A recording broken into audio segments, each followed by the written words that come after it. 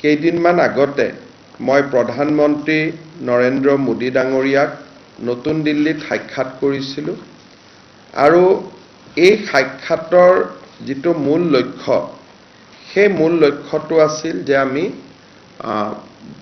ভূপেন হাজৰিকা ডাঙৰীয়াৰ ভাৰতৰত্ন ভূপেন হাজৰিকা ডাঙৰীয়াৰ জন্ম শতবাৰ্ষিকী যাতে সুন্দৰভাৱে বছৰজোৰা কাৰ্যসূচীৰে আমি অনুষ্ঠিত কৰিব পাৰোঁ। প্ৰধানমন্ত্ৰী ডাঙৰীয়াই অসম চৰকাৰৰ এই প্ৰচেষ্টাক শলাগিছে আৰু তেখেতেও কেইটামান পৰামৰ্শ দিছে যে কেনেকৈ এই গোটেই বছৰটোক আমি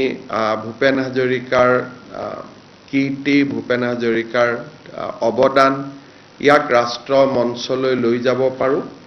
আৰু তেখেতে নিজে 8 ছেপ্টেম্বৰত এই আৰম্ভণি অনুষ্ঠানত মুখ্য অতিথি হিচাপে যোগদান কৰাৰ বাবে তেখেতে আমাক প্ৰতিশ্ৰুতি দিছে। খুব কম দিনৰ ভিতৰতে আমি ৰাজ্য চৰকাৰে উদযাপন সমিতি ঘোষণা কৰিম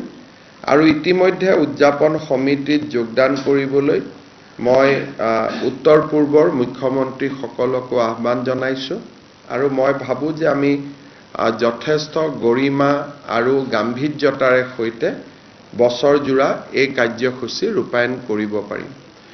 ডক্টৰ ভূপেন হাজৰিকাৰ নামত ৰিজাৰ্ভ বেংক অফ ইণ্ডিয়া আৰু ভাৰতৰ বিত্ত মন্ত্ৰালয়ে যাতে এটা কইন বা মুদ্ৰা নিৰ্মাণ কৰে সেই তাৰ বাবে আমি ইতিমধ্যেই টেক আপ কৰিছোঁ। মই কেইদিনমান আগতে বিত্তমন্ত্ৰী নিৰ্মলা সীতাৰামন ডাঙৰীয়ানীলৈকে লিখিছোঁ এই বিষয়ে আৰু মই বিশ্বাস কৰোঁ যে ভাৰত চৰকাৰে জন্ম শতবাৰ্ষিকীৰ সময়তে ভূপেন হাজৰিকাৰ প্ৰতিচ্ছবিৰে সৈতে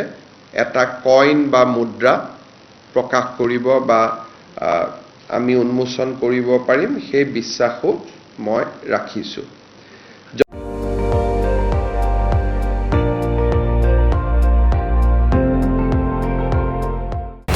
আপুনি চাই আছে ND24